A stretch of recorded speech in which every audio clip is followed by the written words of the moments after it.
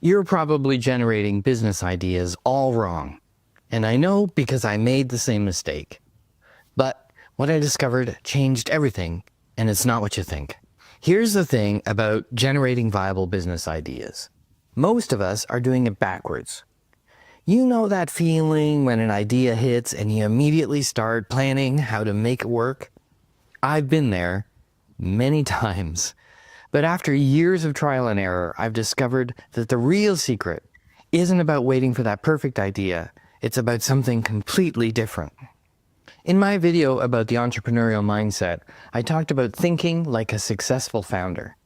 But today, I'm going to show you how to turn that mindset into actual viable business ideas. And stick around, because near the end, I'll show you a simple matrix that will help you instantly evaluate which of your ideas has the most potential. First, let's go back to that very dangerous myth, the lone genius inventor.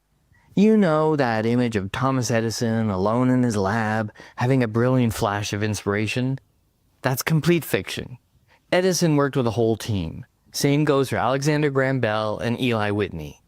They all knew something most entrepreneurs today are missing. Here's the game-changing approach. Instead of obsessing over finding that one perfect idea, we're going to generate 50 or more ideas. Yes, you heard that right, 50, 50.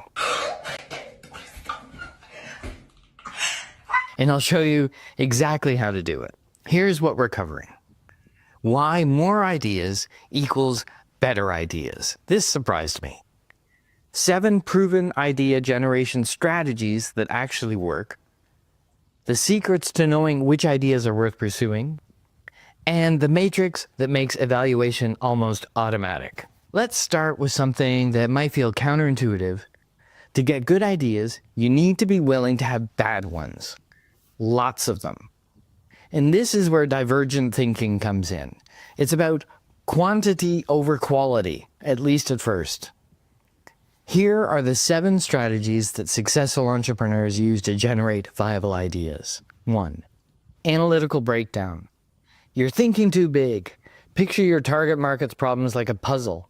Break them into smaller pieces. Each piece is a potential opportunity. 2. Relationship seeking. Look for connections where others see chaos. Netflix just didn't improve video rentals, they connected streaming technology with our love for instant gratification. 3. Imagination unleashed.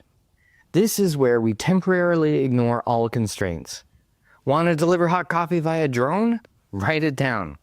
Seems crazy now, but remember, people once thought online shopping was ridiculous. 4. Habit breaking. Take your normal day and flip it upside down. Use products backwards. Ask what-if questions about everything. 5. Group dynamics. Remember that lone genius myth? This is where you actively seek different perspectives. Every person you talk to could trigger a new idea or direction. 6. Development building. Look at existing solutions and ask what's next or what's missing. This is how Instagram evolved from just filters to a full social commerce platform. And 7, experience finding. Your frustrations are fuel for ideas. That thing that annoyed you last week probably annoyed thousands of other people too. And here's the secret tip. And this is something I wish I'd known years ago. Don't evaluate as you go. Just keep generating ideas until you hit that 50. Trust me, something magical happens around idea 30, when your brain starts to think differently. And once you have your 50 ideas, then it's time for the game-changing evaluation tool, the idea classification matrix. Along the x-axis, we have usefulness, and on the y-axis, we have novelty. That creates 4 quadrants. On the bottom left, we have irrelevant, things that are neither novel nor useful. On the top left, we have inventions, things that are novel but not quite so useful. On the bottom right, we have improvements, the things that are useful but less unique or novel. On the top right, innovations, things that are novel and useful. And here's the key insight. You don't need to reinvent the wheel. See that improvements quadrant? That's where many successful businesses start. Take Starbucks. They didn't invent coffee shops. They just made them better, arguably. Remember though, this matrix isn't gospel. It's a tool to help you think more clearly about your idea's potential. Let's wrap this up with the most important point. Generating viable business ideas isn't about waiting for lightning to strike. It's about having a systematic approach that you can rely on again and again. Here's your action step. Set a timer for 30 minutes or 25 minutes if you're a Pomodoro fan, and try to generate 50 ideas using one of those strategies I mentioned. Don't judge them, just write them down. You might be surprised what you discover. And if you want to take this further, my next video will be on spotting new opportunities, where I'll show you how to identify which of your ideas has the highest chance of success in today's market.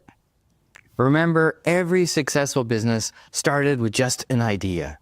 The difference is in how you generate and evaluate those ideas. And now you have the tools to do both. And here's another idea. Why don't you like, subscribe, and comment on this video for more business tips? See you soon.